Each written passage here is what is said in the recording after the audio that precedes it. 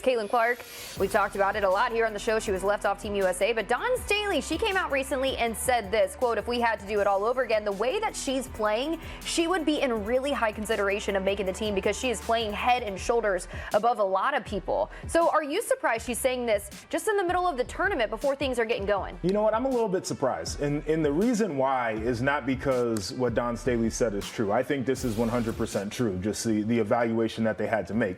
I'm surprised because most people lie in this situation, right? Like most people are just like, oh, nope, we got it right. Like wouldn't reevaluate it whatsoever. Like, but that probably would cause too much of a storm too, right? No, it would. Like I think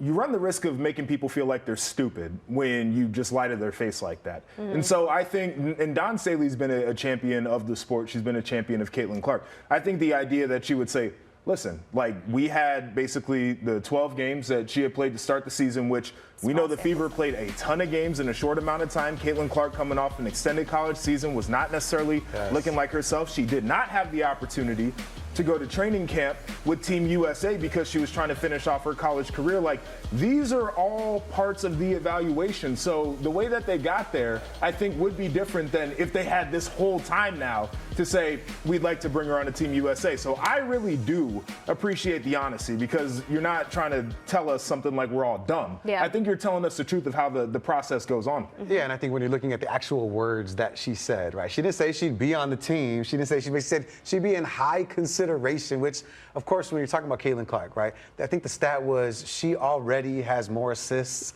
than 75% of all the players in the WNBA all time, which is crazy. So you know she's a good facilitator. So putting somebody like that that's going to be able to distribute the ball to high efficiency players that already exists on Team USA, of course she'd be a great asset. But you love the fact that she played with the words to make it fall right in the middle so everyone could be happy right there. And you know, that's one thing that I've loved about Dawn Staley, though. I feel like she's always just been a straight shooter, just very real, and I think that's why why she's been able to build that program, because I think coaches love her, players love her. They want to come play for her because she's a straight shooter. She's going to tell you like it is.